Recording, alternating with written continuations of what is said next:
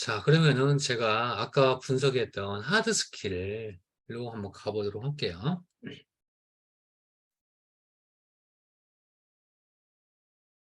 아까 이제 일반 기업 다 했을 때 일반 기업과 공공기관의 하드 스킬과 기타는 성격의 장단점하고 성장 과정이 있었죠. 그 이제 순서를 한번 해본 거예요. 이 출제 빈도수로. 직무 역량 준비 노력이 제일 많다 그랬죠. 그다음에 회사 지원 동기, 입사 후 보고, 뭐 직무 역량 이해, 뭐 직무 지원 동기, 뭐 성격의 장단점, 성장 과정, 이슈 트렌드. 제가 여기서 마지막에 회사 제품 개선 제안 이것만 빼고는 다 작성 방법을 다 설명을 해드릴게요. 먼저 회사 지원 동기부터 가보도록 할게요. 원희성님 혹시 마이크 가능하세요? 네, 가능합니다. 예, 죄송하지만 회사 지원 동기 포스코하고 근로복지공단과 한번 읽어보실래요? 본인의 회사 선택 기준은 무엇이며 포스코가 적합한 이유를 서술하여 주십시오. 음, 직업을 선택할 때 가장 중요하게 생각하는 기준은 무엇이며 근로복지공단을 지원한 동기와 결부시켜 기술해 주십시오. 오케이, 고맙습니다.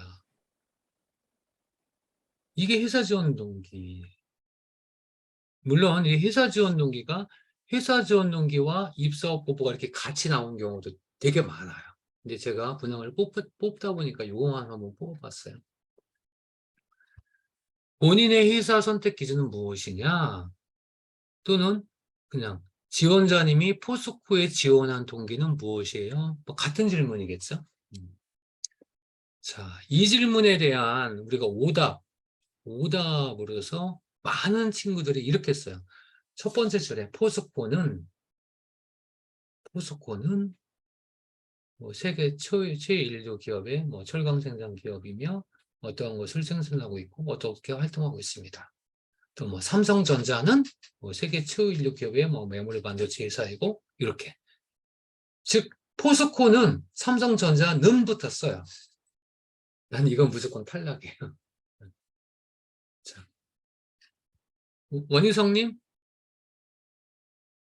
네, 이제 우리가 질문 문항을 항상 잘 봐야 되거든요. 지금부터는 이제 질문을 잘 볼 거예요. 질문이 뭐예요?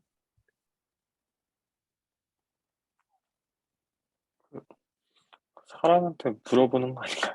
그러니까 사람에 대해 알기 위해. 질문이 원희성님의 회사 선택 기준은 무엇이에요? 이거잖아요. 그죠?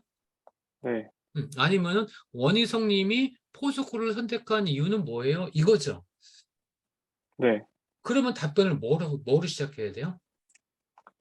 제가 제가 이 회사를 선택한 이유는 그렇죠. 당연히 이렇게 돼요.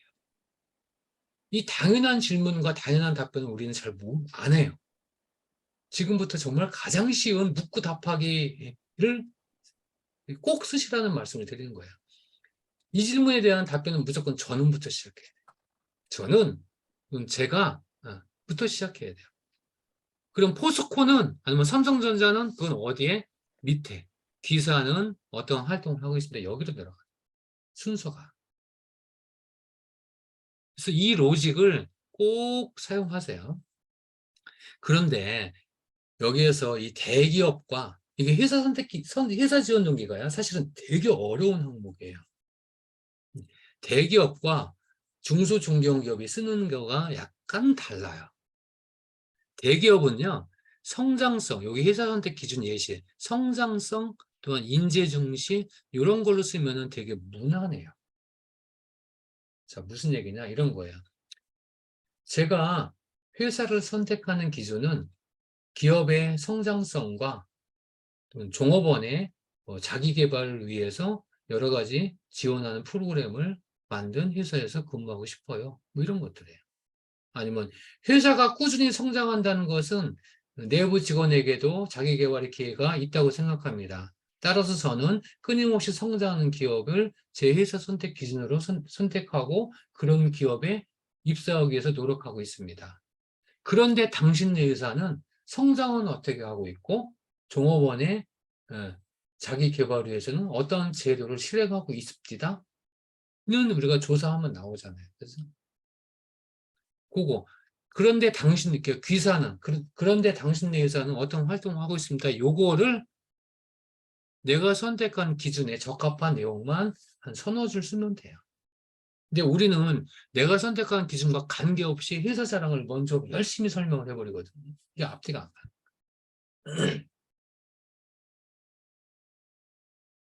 그래서 그러한 당신네들 활동이 내가 선택한 기준과 맞아서 내가 지원했어. 이게 논리거든요. 원채영님, 혹시 무슨 말씀인지 이해하시겠어요? 네.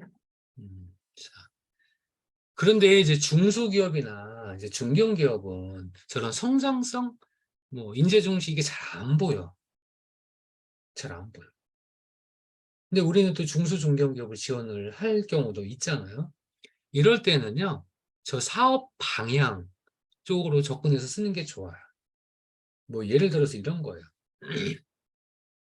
제가 회사를 선택하는 기준은 어느 한 분야에서 뭐 세계 최고? 아니면 그냥 최고가 되기 위해 노력하는 회사입니다.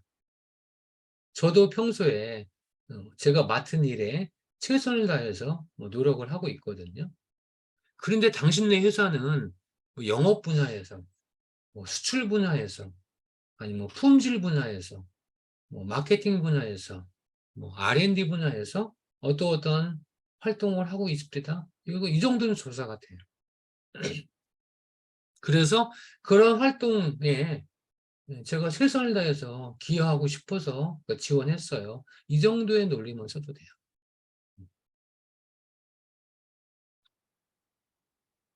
요게 회사 지원 동기다. 그래서 무조건 요 틀을 가지고 저 땡땡땡 땡땡땡 요거를 찾도록 노력을 하자. 사실 이렇게 설명해도요. 이게 사실 쓰기가 되게 어려운 거는 내가 다 이해는 해요.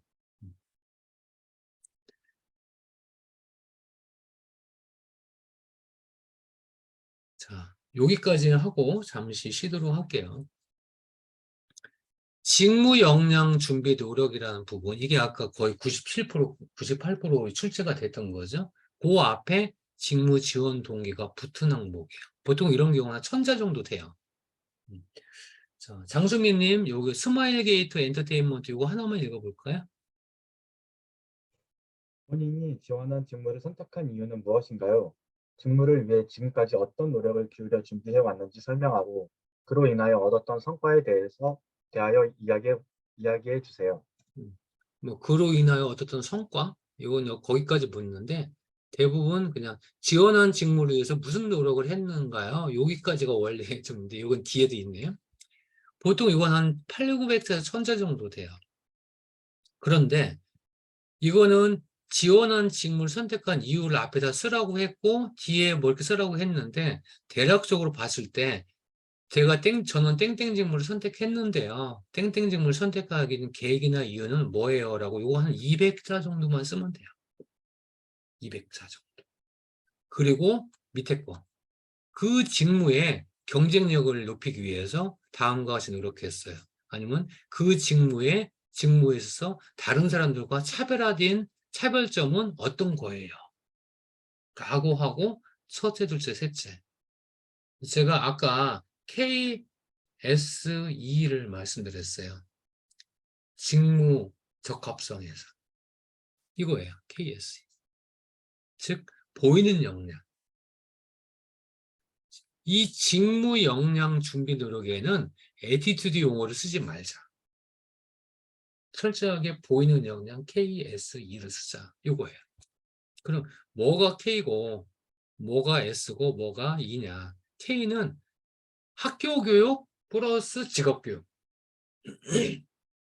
여러분들이 직업 교육을 배우신 분이 계실지 모르지만은 학교에서는 이런 공부를 했고요. 그래서 저는 A 과목에서 어떤 내용을 배웠어요. 이런 내용도 몇 개 준비를 하라. 그런 얘기를 합니다.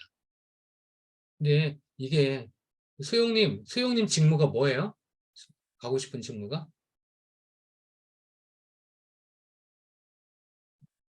예? 말이 안 들리네요. 타이핑 한번 쳐보실래요?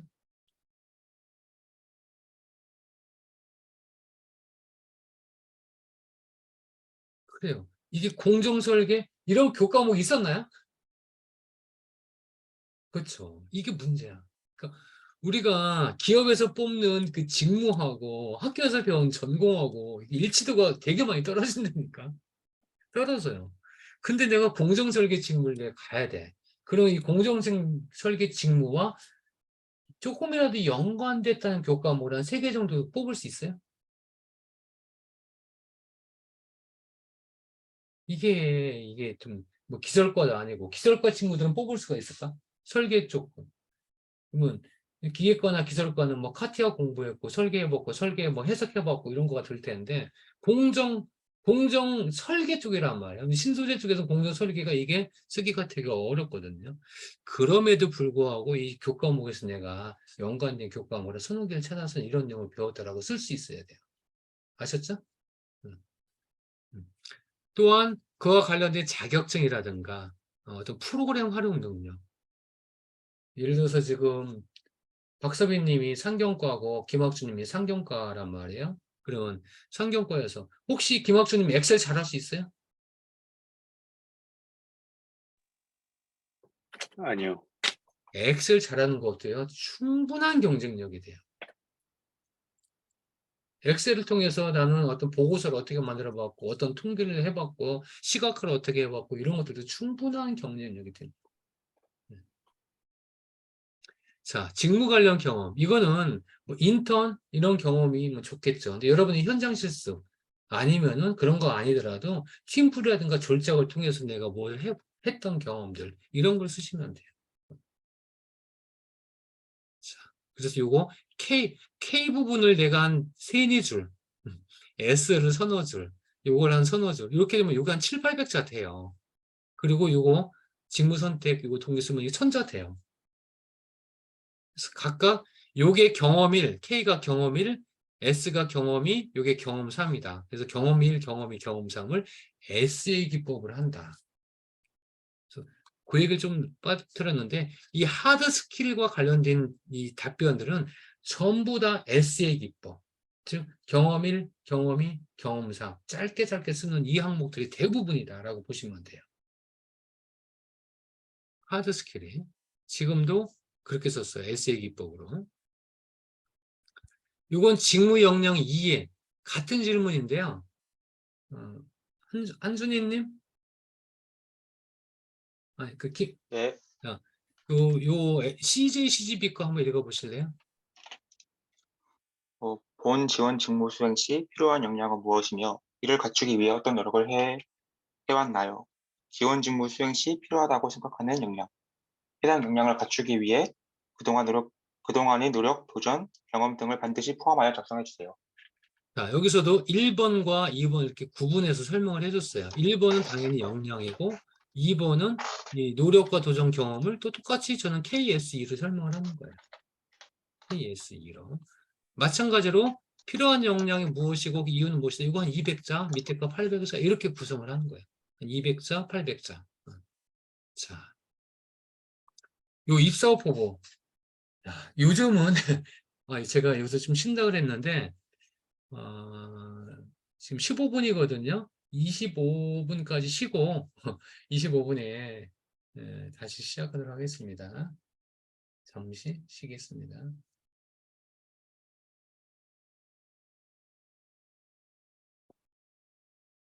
자, 고맙고요. 입사업 포부를 갈게요. 우리 서병관님 혹시 지원서를 많이 써보셨나요?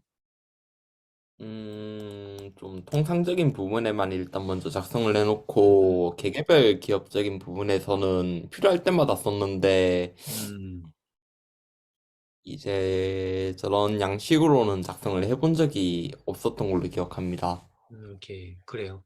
물론 이제 그 공통적으로 써놔야 될 항목들도 있고 이런 입사업 포부는 맞춤식으로 써야 돼요. 그래서 그 병관 씨 한번 읽어볼까요? 그 LG전자. 본인이 지원한 직무 관련 향후 계획에 대하여 본인이 지원한 직무와 관련된 본인의 향후 미래 계획에 대해 구체적으로 기술해 주시기 바랍니다. 내가 지원한 직무와 관련해서 구체적으로 어떤 일을 하고 싶은지를 써달라는 거예요. 그래서 저는 요거 설명을 할 때, 입사 포부를 할 때, 얼마 전까지만 하더라도 요 위에 있는 거, 첫째, 둘째, 셋째, 요것만 써라라고 설명을 했어요.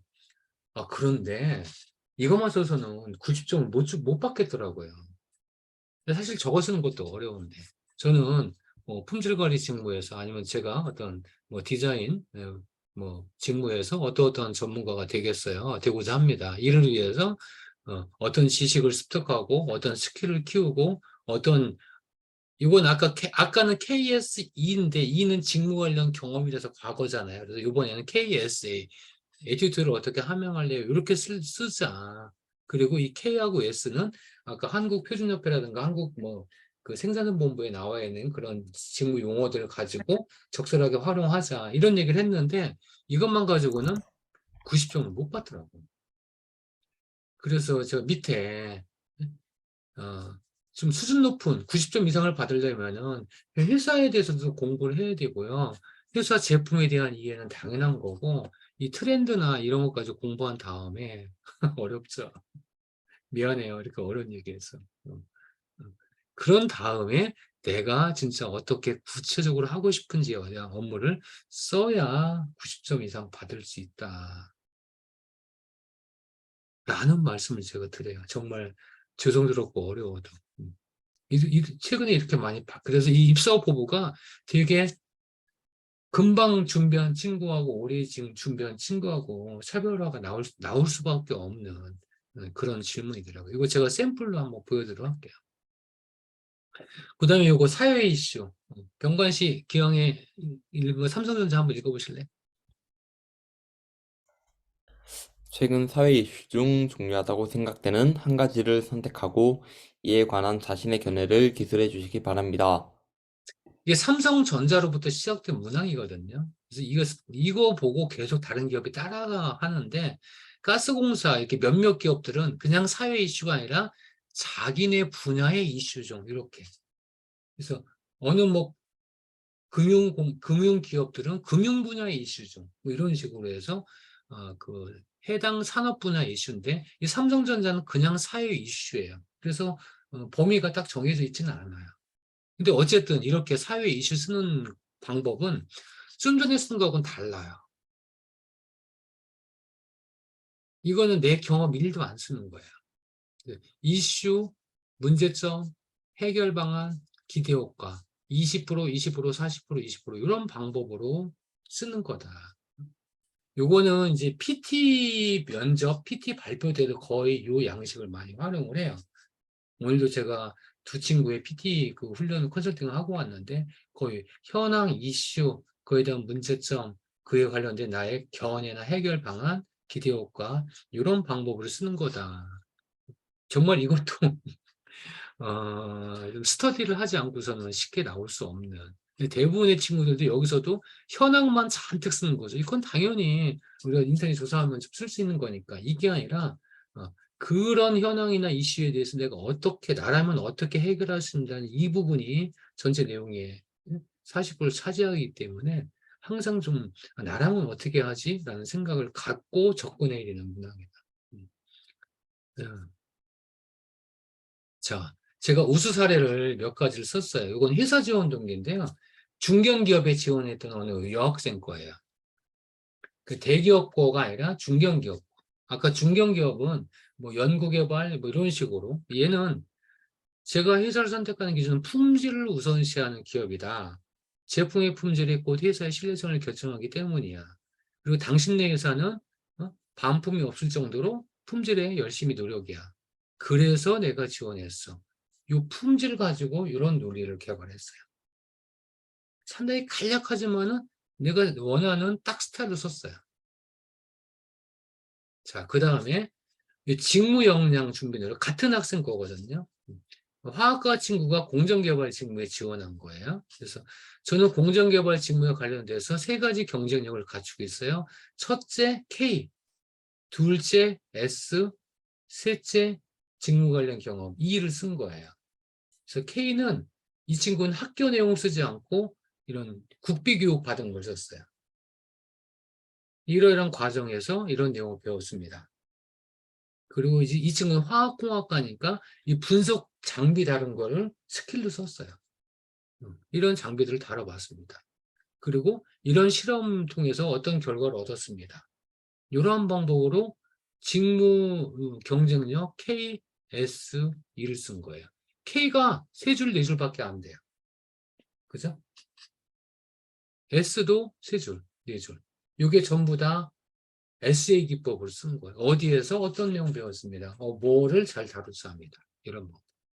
전소영님, 본인이 네, 좀 익숙한 용어들이 좀 있나요?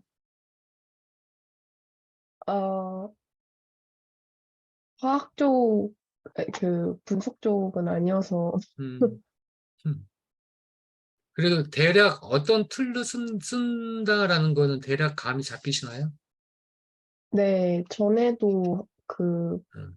학교에서 하는 거 한번 들었어가지고 저런 식으로 작성하기는 했는데, 제 수업, 누구 수업, 다른 분 수업? 네, 다른 분, 오케이. 좋아요. 그분이 누군지 궁금하네. 그래서 요게 KSE 방법을 쓰는 거다.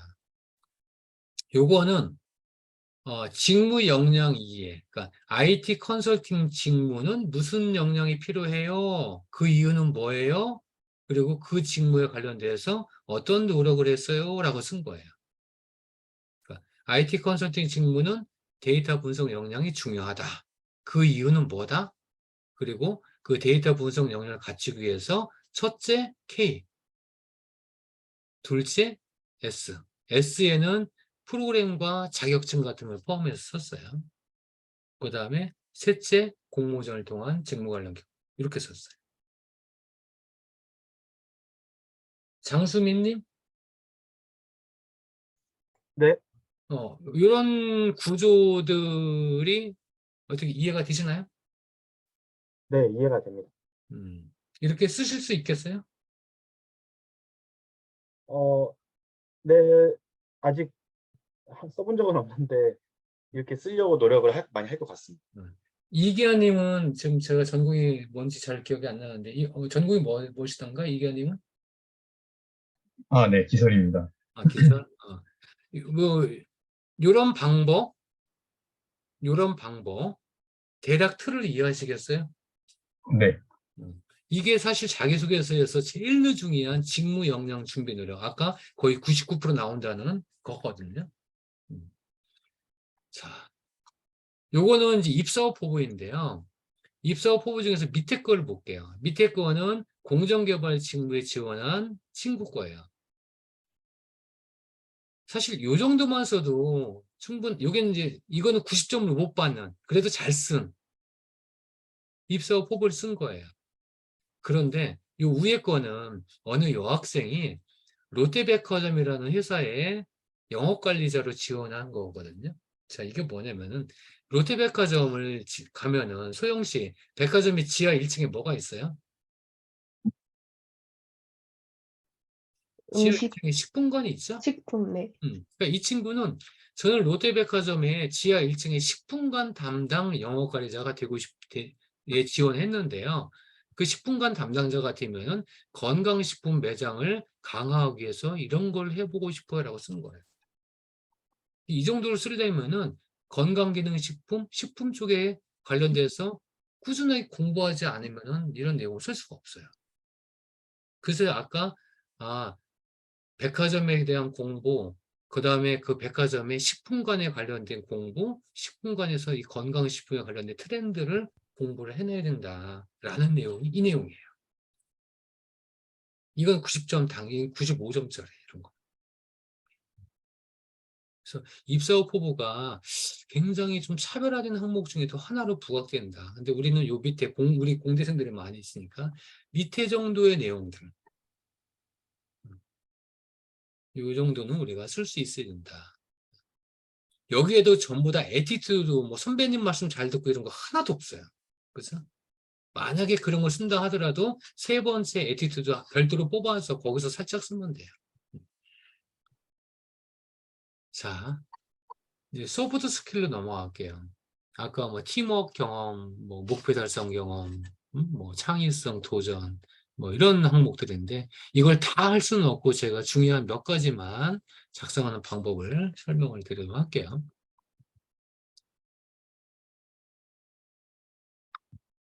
소프트 스킬은 아까 말씀드린 대로 하나의 경험을 가지고 쓰는 거예요. 스타기법. 보통 이런 거 한 700자, 800자 정도 되는데 하나의 경험을 쓰는 거예요. 에세이 기법을 쓰는 게 아니라. 자, 어떻게 쓰느냐? 요약, 그다음에 STAR 배운 점. 그래서 A가 한 45, 아까 40에서 45% 정도, 이 정도. 자, 이런 방법으로 쓴다. 근데 여기서 기억할 거는 이런 거예요. 행동 부분에 있어서 저는 다음과 같은 방법으로 어떤 행동을 했습니다. 이게 리드 문장이에요. 자, 어떻게 쓰는지 한번 볼게요. 실제적으로. 자, 원채영님, 네, 삼성 엔지니어링 거 한번 읽어볼래요? 본인의 경험 중 다양한 배경, 생각을 가진 사람들과 협업하여 문제를 해결한 경험에 대해 기술해 주시길 바랍니다. 자, 뭐죠, 여기서는? 어떻게 협업했느냐? 그죠? 협업 경험을 묻는 질문이에요. 이거 수자원공사도 마찬가지로 팀워크 형성과 협업을 이루기에 어떤 노력을 했느냐? 자, 이게 작성 로직이에요. 저런 협업 관련해서는 무조건 요트를 갖다가 쓰죠. 어느 상황에서 어떠한 목표를 달성하기 위해 어떠한 방법으로 협력한 경험이 있습니다. 상황에 따라서 어떠한 방법을 안 써도 되겠죠. 근데 어쨌든 틀을 어느 상황에서 무엇을 하기 위해 어떤 방법으로 협력한 경험이 있습니다가 한 줄로 딱 요약이 돼야 돼요. 그리고 그때 상황과 역할이 무엇인지를 이걸 딱 두 줄로 딱 표현할 수 있는 방법. 중요한 건 이거예요. 이 질문에서 중요한 거는 어떠한 방법으로 협력했니? 여기 첫째, 둘째, 셋째. 이 팀워크 협업을 위한 무슨 방법을 사용했니? 이걸 듣고 싶은 거예요. 이걸. 그래서 이걸 시작 전에 저는 다음과 같은 방법으로 노력을 했습니다. 하고 첫째, 둘째, 셋째. 그래서 어떤 결과를 얻었습니다. 느낀 점은 뭡니다. 이 툴을 활용을 하세요. 자, 중요한 건 이거예요. 이거는 여러분들이 잘 못 느끼는 건데 지금부터 소영님께서 이렇게 치는 거예요. 구글에다가 효과적인 팀워크 증진 방법, 효과적인 팀워크 향상 방법을 쳐보세요. 그러면 이런 내용들이 나와요. 이게 직장 생활에서 협업을 이루기 위해서 하는 행동들이 다 저런 행동들이거든요. 예를 들어서 제가 소영 씨가 대리 3년 차예요. 전 대리님이에요. 전 대리님인데 저 원채영이라는 직원이 1년 차 직원이야. 그다음에 서병관 직원은 이제 신입이야. 그래서 3명이 한 팀이 됐어. 제가 부장님이에요. 전 대리 원채영 직원하고 신입인 저 서병관 데리고 어떤 걸 해? 라고 오다를 줬어. 오다를 줬어요. 근데 이제 원채영이 이제 1년 차잖아요. 이제 원채영 입장에서 아니, 전 대리님은 지가 팀장이라고 지 혼자 항상 회의할 때 30분간 떠들고 있어. 그리고 내가 얘기할 때는 10분만 딱 얘기하면 말 가로막고. 그럼 원채영이가 짜증날까 안 날까? 원채영. 짜증나요 안 나요? 알겠죠? 짜증나. 나겠죠? 아니라 짜증나. 그 다음에 이제 서병관 입장에서 보면은 나는 딱 1시에 양치를 다 하고 자리에 앉았는데 오후 1시에 미팅하자고 했거든? 근데 저 전 대리님도 그렇고 저 원채영도 그렇고 그때 이빨 닦으러 가고 있어. 양치를 하고 있어. 서병관님 짜증나 안 날까? 아무리 신입이지만 짜증나. 짜증나. 두 번째. 아니 전 대리님은 자기가 3년 차면 자기는 금방금방 할 일을 꼭 원채영, 서병관 시키고 있어. 지는 입으로만 일해. 그럼 원채영은 또 짜증나. 솔선수범하게. 세 번째. 전 대리님은 어제는 A가 맞다고, 네 번째구나. 회의를 오죠. A가 맞다고 우기더니만은 오늘은 C가 맞다고 우기고 있어. 원채영, 짜증나, 안 나? 짜증나요. 그래서, 전 대리님은 어제 A가 맞다고 얘기했음 하고 회의록을 기록하는 거야. 그리고 원채영만 몰라. 왜 나만 모르지? 사실 전 대리가 서병관 씨한테, 서병관 씨 이야기 원채영님한테 얘기했어야 했는데 서병관이가 깜막한 거야. 근데 원채영은 나만 왕따시킨 거 아니야? 내용을 정부로 공유하는 거. 그 다음에 어제는 1등 하자고 하지만 오늘은 3등 하자고 3등만 하고 말지. 왜냐면 부장님이 여러 경쟁을 시켰거든. 혼자 목표를 받고 있어. 팀장이라고. 그 다음에 나는 맨날 원치형은 9시까지 야근해도 일가 안 끝나는데 이 프로젝트 때문에. 지는 맨날 대리님이라고 6시 땡하고 퇴근해. 원치형님 짜증나 안 나? 짜증나요. 짜증나. 자, 그러면 전 대리님은 이런 걸 잘해야 돼. 소병관 신입사원하고 원채용 그 1년차가 팀워크를 형성하기 위해서는 본인이 이런 걸 잘해야 팀워크가 형성되는 거야. 그래서 나는 어떤 상황에서 규칙을 정했고요. 내가 솔선수범했고요. 라고 하면서 본인의 경험을 써주는 거야. 이런 효과가 굉장히 이해하기가 좋아요. 그래서 여러분들의 경험 중에서 이런 것들을 적절하게 써먹을 수 있는 거. 그래서 요거 내 경험 중에서 내가 액션 1, 액션 2, 액션 3를 뭘 쓰지? 이걸 생각을 하고 전체적인 내용을 구성을 하는 거예요. 인사 담당자는 이것만 보고 평가해. 전 대리님 잘 하실 수 있겠어요? 네. 갈등 관리 봅시다. 이기현 씨, 이기현 대리님이야. 이기현 대리하고 전소영 대리하고 같은 팀원이야. 둘이 이제 동기야. 입사 동기인데 일은 이제 다른 부서 하고 있는데 서로 맨날 싸워 입사 동기인데도. 그죠? 근데 이제 내 입장에서 보면 두 대리를 관리를 해야 돼. 그러니까 둘이 싸우는 거를 내가 중재하는 것도 갈등 관리고 둘이 싸우는데 이기현 씨가 전소영 대리하고 서로 하는데 본인이 갈등을 해결하는 것도 갈등 관리야. 그 중재하거나 본인이 해결하거나. 그거예요. 자, 똑같아요. 어느 상황에서 내가 어떠한 원인을 해결함으로 해서 갈등을 해결한 경험이 있다. 그때 상황이 어땠는지, 그리고 해결하기 위한 방법론으로서 또 이거야. 또 구글링이야. 효과적인 갈등 해결 방법도 치는 거야. 이기한 대리가 먼저 전소영 대리 입장을 이해하기로 노력했어. 전 대리가 요즘 뭐 부모님이 아프시대. 내가 이해해줘야지. 이런 거야. 하지만 이기한 대리가 하지만 내가 의견을 얘기할 때는 정확하게 근거를 제시해서 이 전소영 대리한테 설명해. 아니면 내가 뭐 조금씩 양보할 수 있는 어떤 그런 것을 하기 위해서 노력하고. 그리고 가만히 생각해보니까 전 대리하고 나하고 갈등 빚는 거는 어떻게 보면 약간 지엽적인 것 같아. 야, 우리 입사 동기로서 우리가 해서 서로가 과장하기로 했잖아. 그 큰 목표를 우리가 제시를 해. 아니면은 전 대리하고 이 대리가 맨날 싸우는데 노트북 한 대 가지고 싸우는 거야. 그럼 이제 부장인 나 입장에서는 내가 총무팀에서 노트북 한 대 갖고 와서 이 대리 이거 써. 그래서 둘이 싸우는 갈등을 내가 해결해 주는 거야. 이게 이제 한정된 다운을 확대하는 거. 이런 방법들이 갈등을 해결하는 방법론이거든요. 이 이외에도 여러분들이 효과적인 갈등 해결 방법 쳐서 거기서 유용한 키워드를 가지고 내 경험을 설명한다. 이런 설명들이요, 다른 데서는 없어요. 저만의 방법이에요. 근데 굉장히 효과적이다, 이런 것들이. 목표 달성. 자, 이기현 대리님, 삼성 엔지니어 거 읽어볼래요? 목표를 달성하는 과정에서 힘들고 어려운 문제가 발생하였음에도 포기하지 않고 임무를 완수하는 사례를 작성했어요. 자, 목표 달성, 도전, 어려운 극복 경험, 뭐 이런 부분에 있어서는 전부 다 어려운 문제가 뭔가 있어야 되겠죠. 도전할 수 있는 과제. 그리고 그런 것들을 포기하지 않고 내가 달성하거나 도전하거나 이런 것들이 있어요.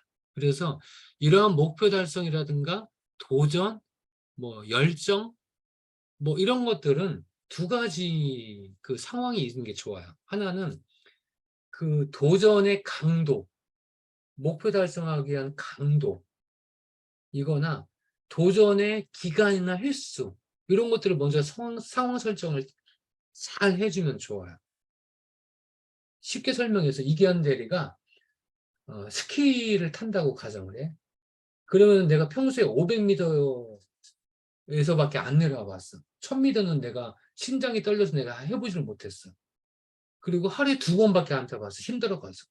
근데 스스로 목표를 정하거나 도전을 한 거를 한번 1000m에서 내려와 봐야지 이거는 도전의 강도야. 아니면 하루에 5번 타봐야지 이건 도전의 횟수야. 그렇죠? 그래서 나는 평소에 500m밖에 안 타봤는데 1000m라는 목표의 강도에 도전해 봤고요. 하루에 5번이라는 목표의 횟수에 내가 도전을 했습니다. 이 도전에 성공하기 위해서 첫 번째는 목표의 강도, 내가 강심장 훈련을 했습니다. 두 번째 도전의 횟수, 내가 체력 훈련을 했습니다. 이게 내 극복 방법이 나옵니다. 무슨 말씀인지 이해하시죠? 그래서 이런 목표 달성 도전에는 그런 목표의 강도, 목표의 어려움, 뭐 기간, 횟수 이런 것들을 잘 설정을 해놓고 설명을 해주면 좋아요. 이게 다 그거예요. 극복하기 힘들 정도로 어려운 목표 아닌가 이런 것들이. 그리고 목표에는 그런 것이 있어요. 기현 씨가 만약에 10kg 다이어트에 도전을 해. 근데 1년간 10kg는 되게 어려운 목표거든요. 근데 이거를 한 달에 1kg로 목표를 3번나 해. 이런 것들이 목표 달성하기 위한 것들이에요. 목표를 단계별로 3번나 했다. 그리고 내가 한 달 동안 노력해서 그걸 달성하면은 멋있는 이미지 트레이닝을 시격화했다. 그 다음에 뭐 목표를 만약에 한 달 동안에 1kg를 감량을 못했으면은 다음 달에는 내가 1.5kg 내가 하기 위해서 내가 또 대안을 마련했다. 이러한 방법들이 목표 달성하기 위한 구체적인 방법론들이다. 서병관님 이해하시겠어요? 네. 문제 해결 경험은 여기 보면은 뭐 비효율적인 것에 대해서 문제를 제기하여 이를 해결한 경험 이런 것들이 문제는요. 여기 보는 문제의 원인을 파악했는가 이런 부분들이 중요해요. 그 뭐냐면은 무엇이 문제이지? 이 부분이에요. 이 문제라는 개념은. 이거는 원래 이제 우리가 문제, 뭐 문제점 이런 거 치면은 문제는 무엇이고 문제점은 뭐냐 이게 다 다르거든요. 그래서 이 문제의 근본 원인이 무엇이지? 라고 생각하는 거. 그거를 위해서 고민했다. 고민하다 보니까 어떤 상황에서 문제점이 3가지가 발견이 돼. 그럼 이 3가지 중에서 우선순위를 정하는 거. 먼저, 그러니까 1번을 첫 번째로 처리해야 될 것 같다. 근데 1번에 대한 문제 처리를 또 방법론적으로 여기 뭐 비판적 사고, 논리적 사고, 창의적 이거 이제 문제 해결 기법들이거든요. 그래서 나는 이 1번의 문제를 해결하기 위해서는 어떠한 방법을 사용했다. 뭐 이런 것들. 이것이 이제 문제의 해결에 관련된 프로세스들이에요. 그러니까 여러분들이 이런 것들을 쓰기 위해서는 이런 문제가 뭐고 문제 해결 프로세스가 뭐고를 조금 더 이렇게 구글링을 하면은 다 프로세스들이 나와요. 자, 이 문제 해결 중에서 세부적인 내용이 있어서 창의적인 문제 해결 방법이 있어요. 요거 가지고 자기소개서에서 별도로 나와. 이 창의성 경험은 창의적인 문제 해결이에요. 그러니까 이렇게 나와요. 새로운 것을 접목하거나 남다른 아이디어 뭐 이런 거야. 근데 우리가 창의적인 게 뭐 에디슨처럼 하늘에서 툭딱 내려오는 게 아니거든요. 이 창의적인 것들은 또 내용이 거의 비슷해. 내가 어느 어디에서 어떠한 아이디어를 제안하여 뭘 해서 문제를 해결한 경험이 있습니다. 이 창의적인 것도 문제 해결이니까. 근데 이 아이디어를 내기 위해서 내가 이런 방법을 한번 해볼까? 이거 이제 아이디어 발상법들에 관련된 거거든요. 아니면은 여러 사람들의 의견을 들어봐. 서병관님한테 의견을 들어본 거야. 그럼 디자인 측면에서 서병관님께서 뭘 해? 맞아. 저런 방법이 있었지. 이렇게 다른 사람들의 의견을 구하는 거. 아니면은 내가 어떤 전문적인 서적을 통해서 인사이트를 얻는 거. 이런 것들이 창의적인 아이디어를 도출하기 위한 행동들이거든요. 그 다음에 에디슨처럼 내가 실패해도 좋아. 여러 번 반복해 보는 거.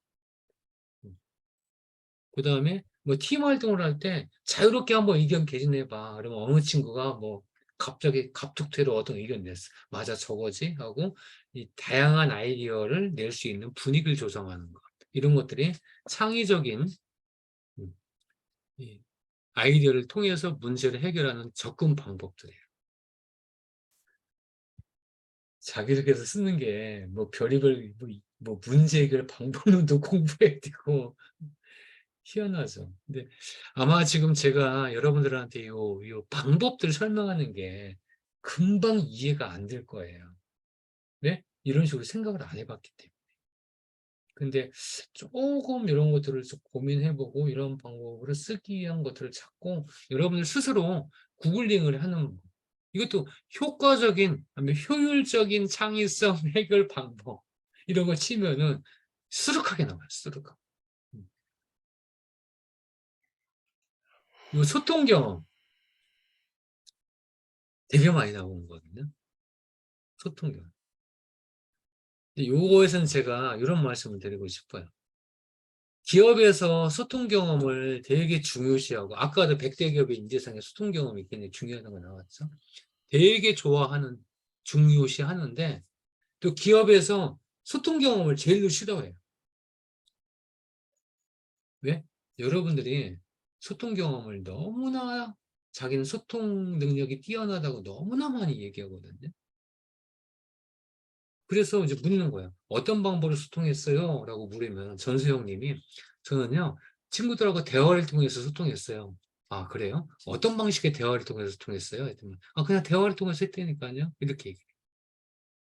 그래서 싫어하는 거예요.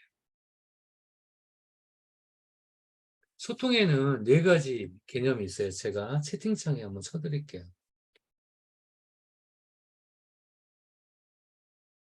채팅창에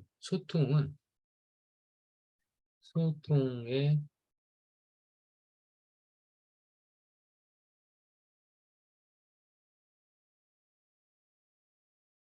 하위, 이게 채팅창에 치면 글자가 개념들이 있는데,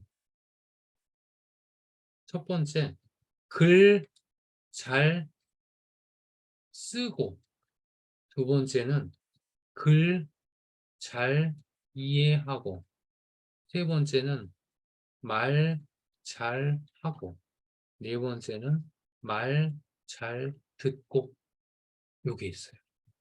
첫 번째 글 잘 쓰고는 문서 작성 능력이에요. 두 번째 글 잘 이해하고는 문서 이해 능력이라고 하거든요. 말 잘하고는 의사 표현 능력이라고 하고,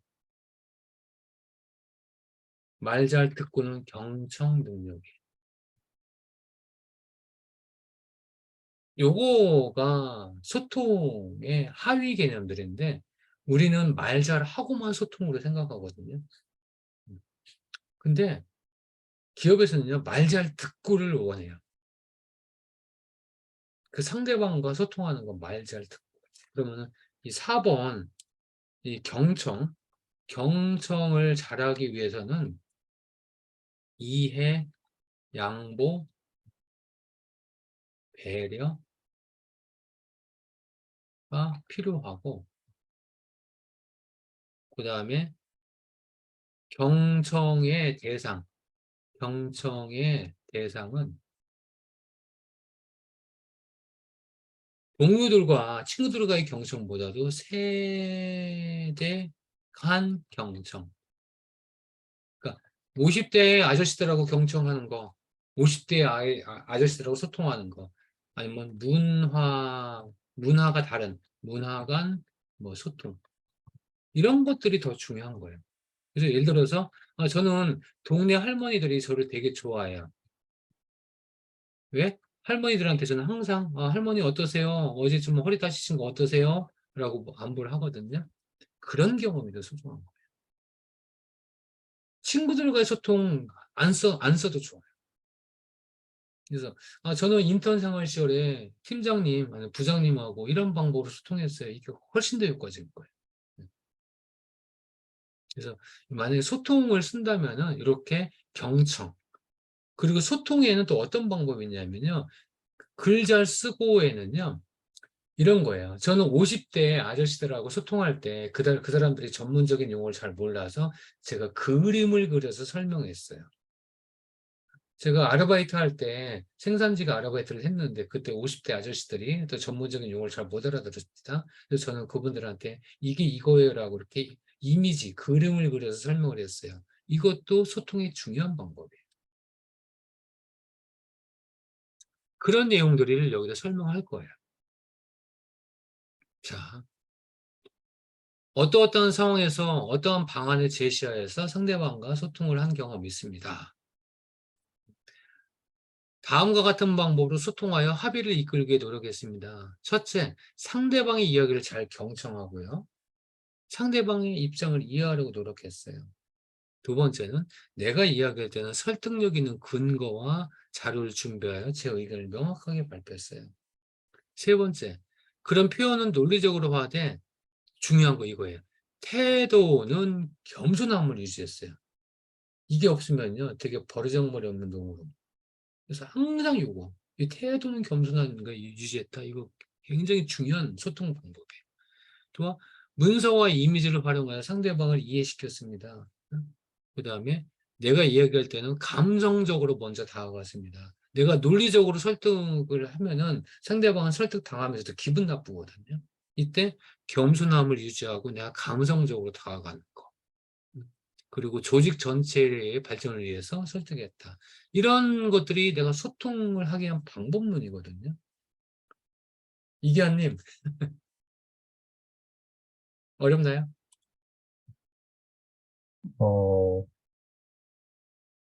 그거를 좀 압축을 해야 돼서 표현을 해야 되잖아. 그렇죠. 이걸 다 쓰지 않고 이 중에서 적절하게 두세 가지를 쓰라는 이야기예요. 이걸 다 할 수는 없죠. 보통 세 가지 정도가 적절해요. 그래서 어떻게 해결했고 어떤 결과를 얻었습니다. 자, 가치관은 이 공공기관에서 많이 나오는데 민간기업은 그렇게 많이 나오지는 않아요. 근데 가치관은 지금까지 쓴 거하고는 약간 달라. 그래서 가치관, 요거는 뒤에 성장과정하고 제가 비슷한, 그래서 거기서 다시 한번 설명을 할게요. 예를 들어서 제 가치관은 뭐예요? 그런 가치관을 형성한 계기는 어떤 계기인데요? 제가 공정개발 직무와 관련해서 이런 가치관이 어떻게 일치가 된다고 생각해요. 그리고 그 가치관을 내가 실행했던 어떤 경험은 이런 경험이 있어요. 이런 방법으로 쓰는 거예요. 그래서 아까하고는 좀 달라요. 그 가치관은.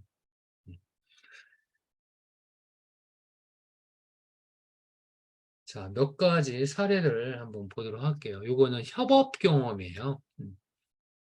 자, 눈으로 한번 다 보시기를 바라고요. 제가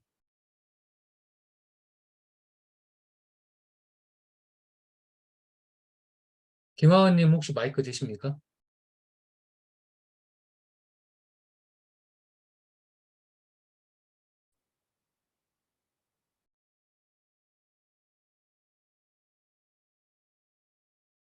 혹시 화면을 안 열으신 분 중에서 마이크 되시는 분이 김태현님은 마이크 되세요?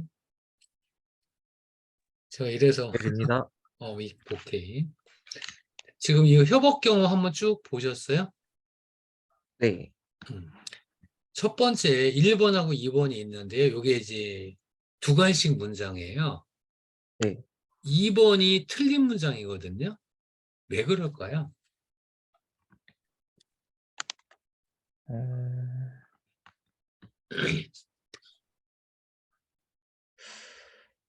음,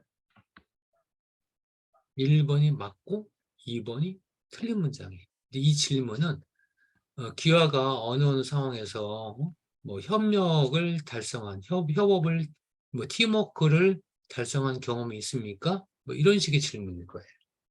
네.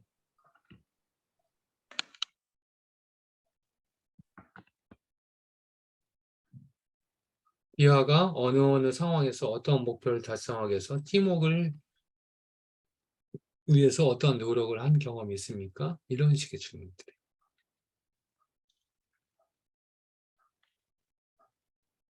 자, 제가 설명드릴게요. 정답은 1번이 맞고 2번이 틀리다요. 왜냐면은 제가 질문이 뭐였었어요? 어느 문제를 해결하기 위해요. 어떤 방법으로 협력하였습니까? 라고 질문했잖아요. 그죠?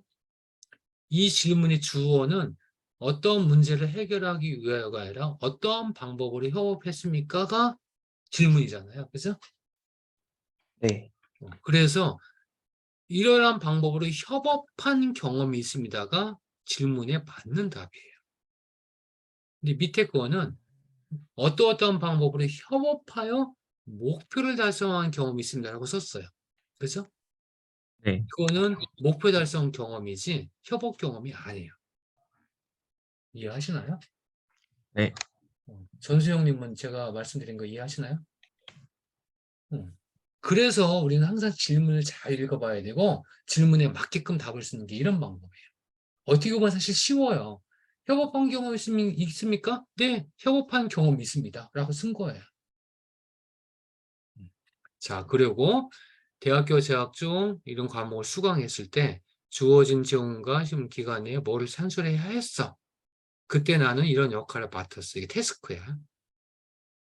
이런 개념을 응용하여 다음과 같은 방법으로 팀원 간 협업을 이끌었는데 무슨 방법을 했느냐? 일정 관리를 진행했대.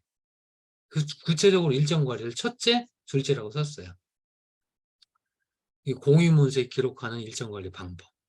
그리고 회의가 끝날 때마다 회의록을 작성하는 방법.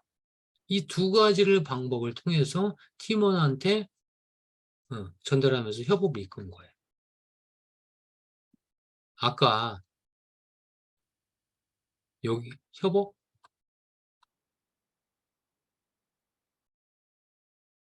여기에서 회의 규칙을 정하거나 회의 내용을 실시간으로 공유하거나 회의록을 정확히 기록한 요거로 이 친구를 쓴 거예요.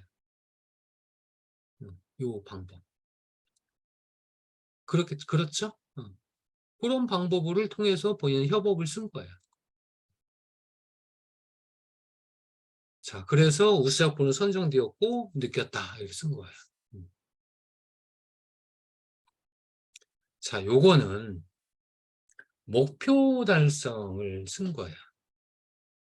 근데 내가 요 설명하기 전에요. 다시 좀 원문으로 들어가서 여기서 이런 얘기를 하나 더 드려야 될 것 같아요.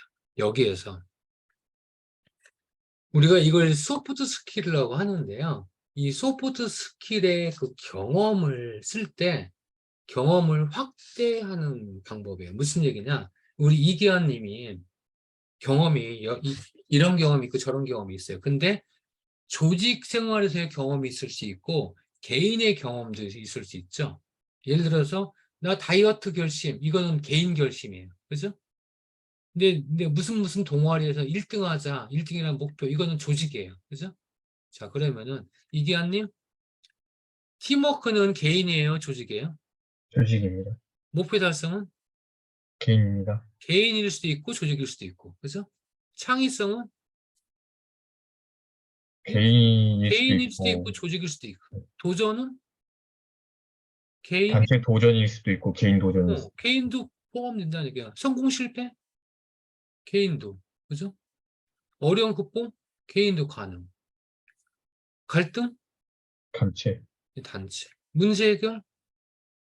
둘 다 아닙니다. 둘 다. 열정? 개인에 조금 더 가까운 것 같습니다. 우리 둘 다예요. 자, 무슨 얘기냐? 개인의 경험을 쓰는 항목이 되게 많아요. 그런데 우리는 전부 다 맨날 팀 프로젝트만 얘기하고 있어요. 그런데 이런 소프트 스킬에서 우리가 지금 안 써야 될, 피해야 할 소재들이 있어요. 뭐냐면 학점, 편입, 재수, 그다음에 뭐 토익, 이런 것들은 가급적 안 쓰시면 돼요. 예를 들어서 저는 4.0 그렇다. 4.3의 목표를 달성하기 위해서 얼마 동안 공부했습니다. 이거는 열정이 아니고 목표 달성이 아니에요. 왜? 읽는 사람들은요. 야, 그건 당연한 거 아니야? 라고 생각을 해요. 그래서 학점, 편입, 재수, 편입도 일부 그래요. 어떻게 보면 여러분은 편입 때문에 굉장히 고민 많고 뭐 도전한 거지만은 읽는 사람은요. 그 편입 이후에 공부한 그것만 평가하는 거니까 편입, 재수, 학점, 어학 자격증도 그래요. 근데 우리는 뭐 전기기사 자격증을 취득하고 이런 얘기 쓰는데, 근데 그래도 전기기사 자격증 이거는 이런 쪽보다도 그냥 아까 직무 역량 준비 노력에서 스킬 쪽에 쓰는 거지 이런 쪽에 항목으로 쓰기에는 그래요. 그러면 차 떼고 풀 떼고 뭘 쓰느냐라고 얘기할 수 있잖아요. 그래서 아까 다이어트 뭐 이런 거 써도 된다는 얘기예요. 어제는 제가 어느 친구가 남학생이 피아노 연습을 했더라고요. 좋다 그런 소재. 네. 그래서 여러분들이 이거 소프트 스킬에 관련돼서는 경험을 개인의 경험까지 한번 확대해봐라. 그러면 의외로 좋은 경험이 많이 있을 수 있다. 이 얘기를 여기서 빠뜨려가지고 했고요. 그래서 이거는 어느 여학생이 쓴 거예요. 목표 달성 경험. 어떤 목표? 다이어트. 그러기 위해서 2년간 이 친구는 1, 2, 3 노력을 했어요. 그러면 평가자가 이 친구가 행정직 지원했는데 여기 뭐 공정개발도 없고요, 뭐 소프트웨어도 없고 행정도 없고 마케팅도 없어요. 그렇죠? 근데 이거를 읽고 평가자는 무슨 평가하냐? 아, 이 친구 뭔가 일을 맡기면 상당히 체계적으로 계획적으로 꾸준히 하네. 대단하네. 이게 뭐 13kg 2년간 이게 보통 이게 쉬운 게 아니잖아요. 무슨 뭐 식단 조절, 야, 이 친구 라면의 유혹도 어기고 지키고 이런 걸 했네. 아, 이 친구는 뭐 어떤 일을 맡겨도 잘 하겠네라는 믿음이 있어요. 이걸 보면서. 그것만 전달해 주면 되는 거. 서병관님 대충 아시나요? 네, 알겠나요? 알겠습니다. 예. 요 직업 윤리는 한번 읽어보시고요. 이제 성장 과정하고 성격의 장단점 요거만 하면 됩니다. 서병관님 미안하지만 요 성장 과정을 요거 한번 별표? 요거 한번 읽어보실래요? 성장 과정을 쓰라고 하면서 성장 과정을 쓰지 말라고 한다. 이 얘기가 뭔 얘기일까요?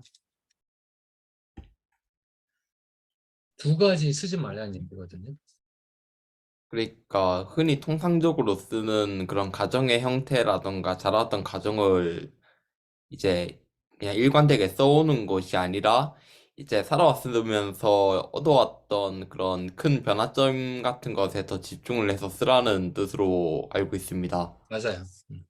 쉽게 얘기해서 성장 과정을 쓰라가면서 성장 과정 쓰지 말라고 한다. 이 얘기는 두 가지 쓰지 말자. 첫 번째, 부모 얘기 쓰지 말고요. 두 번째는 초등학교 때, 중학교 때, 고등학교 때에도 쓰지 말자. 이거예요. 그럼 언제적부터 쓰느냐? 가치관이란, 성장 과정은 가치관과 직무 중심 두 가지가 있는데, 직무 중심으로 성장 과정을 가급적 쓰지 마세요. 이거는 직무지원동기라는 항목이 있으면 그랑 완전히 겹쳐가지고 헤어나질 못해. 그리고 요즘 기업들도 성장 과정 하면 전부 다 가치관 중심의 성장 과정을 쓰라고 아예 문제가 나와요. 근데 설령 가치관 중심으로 쓰라고 안 하더라도 성장 과정은 가치관 중심으로 쓴다라고 생각하시면 돼요. 삼성전자 문장인데 본인의 성장을 과정을 기술하되 현재 자신에게 영향을 끼친 사건, 인물 등을 포함하여 기술하라. 저렇게 나오는데 저건 삼성 문제고 그냥 본인의 성장 과정을 가치관 중심으로 쓰세요라는 게 되게 많아요. 자, 그러면 가치관이 뭐냐? 그리고 아까 얘기했듯이 초등학교, 중학교, 고등학교 때 얘기 쓰지 말라라는 얘기는 뭐냐? 이건 아까 사실 역량이라는 부분에서 내가 설명을 좀 못했는데 여러분, 자기소개서는 여러분들의 경험을 바탕으로 전부 다 체크를 하잖아요. 그 경험을 초등학교 때 경험 아니에요. 중학교 때 경험 아니에요. 고등학교 때 경험도 아니에요. 그럼 언제냐? 지금으로부터 3년에서 5년 이내의 경험을 이야기하도록 이론이 있어요. 그게 역량 BEI라고 해서 Behavior Interview EI Behavior 이벤트 인터뷰라고 되어 있어요. 행동 사건 면접 이게 이제 그거거든요. 행동 사건 인터뷰. 그래서 행동 사건이 언제냐? 지금으로부터 3년에서 5년 사이에 착한 행동을 했으면 아, 서병관이라는 분이 지금도 착하구나라고 믿는 거예요. 근데 초등학교 때 착한 행동을 했으면 안 믿어요. 그게 이론이에요. 그래서 최근 3년에서 5년, 성장 과정도 마찬가지. 최근 3년에서 5년. 그런데 그 성장 과정을 그냥 언제? 나는 항상 새로운 것을 추구하자. 이걸 내 성장 과정 가치관을 삼고 있어요. 되게 쉽죠? 그러면은 이렇게 성장 과정을 가치관이나 생활 신조로 삼은 계기나 이유를 쓰고 요 이유부터의 나의 경험을 쓰는 거예요. 대략 그래서 20살 이후 이렇게 생각하시면 돼요. 서병관님 무슨 말씀 이해하시나요? 본인도 아까 말씀하신 게 그거예요. 자, 성격의 장단점. 성격의 장단점은요. 장점은 발휘한 경험이고요. 단점은 극복한 사례예요. 장점은 발휘한 경험, 단점은 극복 사례, 극복 노력. 자, 그래서 장단점을 기술하세요 하면은 저 같으면 이렇게 할 것 같아요. 장점을 한 2개 쓸까? 단점을 하나 쓸까? 아니면 만약에 장점을 하나 쓰고 단점을 하나 쓴다면 60대 40 정도로 쓸까? 이렇게. 그리고 만약에 2개를 쓴다면은 저는 다음과 같이 장점 2가지가 있어요. 첫째 뭐예요? 둘째 뭐예요? 하고 자리 배치를 해놓고 그 경험. 이렇게 첫째 책임감이에요. 둘째 성실함이에요. 여기에 지금 되게 설명이 없죠? 되게 간단해요. 이런 것이 엄청 효과적이에요. 저는 첫째 무슨 일을 하든지 항상 뭐 빼놓지 않고 어떤 책임감을 가지고 있습니다. 이렇게 부연 설명할 이유가 없어요. 첫째 책임감이에요. 이게 가장 전달하기 좋은 방법이에요. 단점은 경험을 안 써도 돼요. 단점은 경험을 안 쓰고 단점을 극복하기 위해서 어떤 노력을 했느냐. 그럼 병관 씨 제가 질문 하나 해볼게요. 제 단점은 주의를 집중하지 못한다는 것입니다. 그래서 엄마한테 맨날 혼나요. 이게 경험이에요. 안 써도 좋아. 이런 집중하지 못한다는 단점을 극복하기 위해서 저는 메모를 하기 시작했습니다. 라고 썼어요. 점수를 줄까요? 안 줄까요? 본인이 어떤 문제점을 가지고 있는지 충분히 인지를 하고 있고, 그것에 대해서 어떻게 극복을 하는지에 대해서도 충분히 서술함으로써 그 본인이 가지고 있는 단점을 개선하고자 하는 의지를 보면은 일단 긍정적으로 볼 수 있을 것 같기도 합니다. 우리 그 병관님께서 뭐랄까? 뭐란 얘기죠? 아주 해설을 기가 막히게 해주셨어요. 충분하게 뭐 납득할 만한 얘기인데, 단점은요, 극복 노력, 구체적인 극복 노력이라고 말씀드렸어요. 그래서 저 같으면 점수를 안 줘요. 그러니까 주의를 집중하지 못하는 단점을 극복하기 위해서 메모를 하기 시작했습니다라고 하는 것이 아니라 주의를 집중하지 못하는 단점을 극복하기 위해서 저는 다음과 같은 방법으로 메모를 하기 시작했습니다. 첫 번째 메모 방법. 아침에 일어나면은 그날 할 일 다시 한번 정리해봐요. 두 번째, 낮에 중요한 미팅은 녹음해서 다시 들어봐요. 세 번째, 저녁에는 그날 있었던 일 다시 한번 리뷰해봐요. 이런 방법으로 메모를 했습니다. 라고 하면 점수를 줘요. 즉, 구체적인 극복 노력이 나와야 된다는 얘기죠. 병관님께서 말씀하신 게 틀린 말씀은 아니에요. 그런 내용들이 충분하게 어떤 이 논리적으로 맞으면 점수를 주겠다라고 하는 것도 틀린 말은 아닌데, 단점에 대한 것은 구체적인 극복 노력. 지금 저질 체력이 단점은 아니지만은, 예를 들어서 저질 체력이라는 것을 극복하기 위해서 오전에는 수영, 오후에는 헬스, 주말엔 등산이라는 구체적인 액션들이 나오거든요. 이래야 된다는 얘기예요. 이건 예시예요, 예시. 자. 제가 성장 과정을 정말 간략한 예시를 한번 갖고 와봤어요. 채영님, 이 친구의 생활 신조 한번 읽어볼까요? 다른 사람들과 함께 협력하면서 성과를 이루자. 를 이제 가치관, 생활 신조로 삼았어요. 이런 가치관, 생활 신조도 쉬운 말로 이렇게 해주는 게 좋아요. 막 너무 어려운 말 안 써도 좋아요. 자, 그리고 이를 발휘한 경험을 볼게요. 협력하면서 성과를 이뤘어. 저는 첫째, 혼성 테니스 복식. 그 파트너가 있겠죠? 그때 2등이라는 성과를 얻었어. 2등이라는 성과를 얻기 위해서 파트너와 어떻게 협력해서 훈련했어. 그 얘기를 쓴 거예요. 두 번째, 캔디 매장 아르바이트에서 다른 아르바이트 동료생들과 또 협력해서 이런 거를 만들어서 생산성을 높였어. 생산성의 결론이 매출 100만 원이야. 그래서 어떻게 협력했느냐? 협력 방안 여기 썼어요. 즉, 이 경험들을 보면요. 협력 성과 이외에 다른 단어 아무것도 없어요. 오직 그 단어만 있어요. 협력하고 성과를 내는 경험만 있어요. 되게 드라이하죠? 장수민님 어떠세요?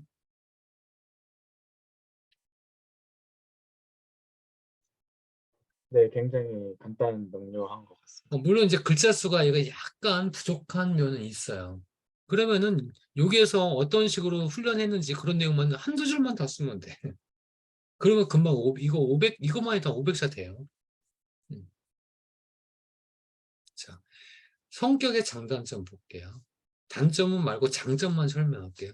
저는 다음과 같이 장점 두 가지가 있어요. 이 제 강의 듣고, 여러분들처럼 이 강의 듣고 이 친구가 그대로 쓴 거예요. 근데 여러분은 강의 듣고 이 예시까지 설명을 하는 건데 이 친구는 이제 예시 없이 하라는 대로 쓴 거거든요. 첫째, 저는 적응력이 빨라요. 두 번째, 책임감이에요. 그 다음에 경험을 5년간 5군데에서 아르바이트를 했는데요. 그때마다 매장 및 제품, 고객 응대 방법 등을 빠르게 파악하고 업무에 바로 적응했어요. 5년간 아르바이트가 한 줄밖에 없어요. 그래서 적응력이 뛰어나야 자네는 이런 평가를 받았다. 책임감이에요. 이때 뭐 하실 때 책임감을 가지고 어떻게 했어요? 이런 단어 썼어요. 요거를 읽으면요. 진짜 이 친구 적응력이 빠릿빠릿하겠네라는 것을 팍 느껴봐요. 그것만 주면 되는 거예요, 여기서는.